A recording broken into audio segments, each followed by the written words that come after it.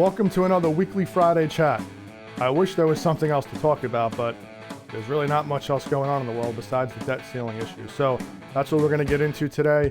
There's been so many things changing, so much fluid information going around that I waited to record this video. I normally record them on Thursdays. I waited to record it at about 8 a.m. on Friday, hoping to find some information, but we'll jump into it. So let's do it.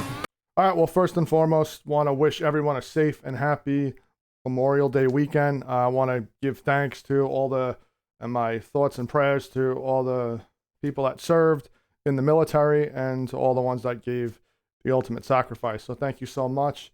All right, so here's where we stand as of right now. The House of Representatives left for its Memorial Day weekend recess with some progress, but no deal in place to raise the national debt ceiling. Which is okay and cool. We'll take Friday off, no problems. We could have taken Saturday, Sunday off, but we'll take Friday off as well.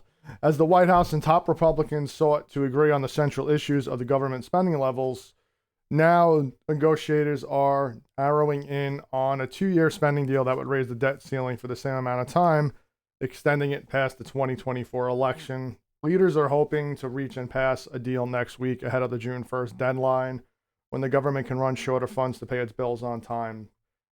But they're also doing, the Treasury Department is also putting plans in place to change how federal agency payments will be paid, similar to something similar happened to 2011, where in 2011 was really the closest we've ever come to, I guess the U.S. defaulting and not reaching an agreement.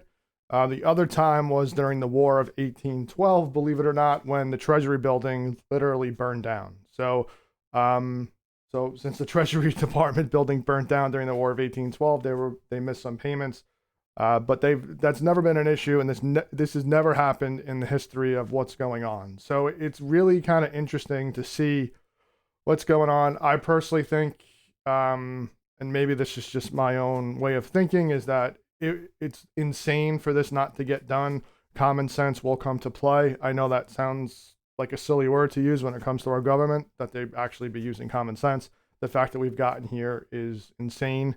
But I do think there'll be a deal. I don't want to spend too much time because there's so much information flying around, so many things changing. Our next weekly Friday chat, next Friday, we'll get all into when June 1st passes, what happens, what's going on, and what to expect. So that's kind of where we stand right now. Okay, well, as you can expect, the markets the past week have not taken to kindly, stocks and also bonds. So we'll kind of jump into two charts real quickly to go over.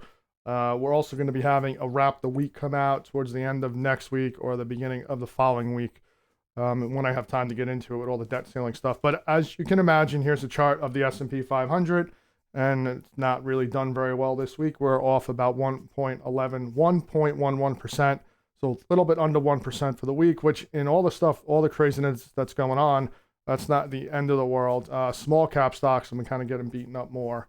So that's quick kind of down and dirty on how the stock market's doing. And yields, as you can imagine, we've spoken about before, yields have an inverse relationship. So what happens here, this is the 2-year Treasury, you can see for the week we've jumped up almost 25 basis points. So from about 4.26% at the start of the week to 4.5%.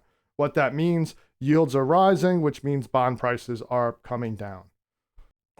All right, well, that's a wrap. Short version. Just wanted to kind of go over where we stood with the debt ceiling right now. Have a safe, happy Memorial Day weekend. Again, thank you so much to all of you who have served and have given the ultimate sacrifice. Really appreciate it. And remember, Fridays are for pizza. Go get some. I know I will. See ya.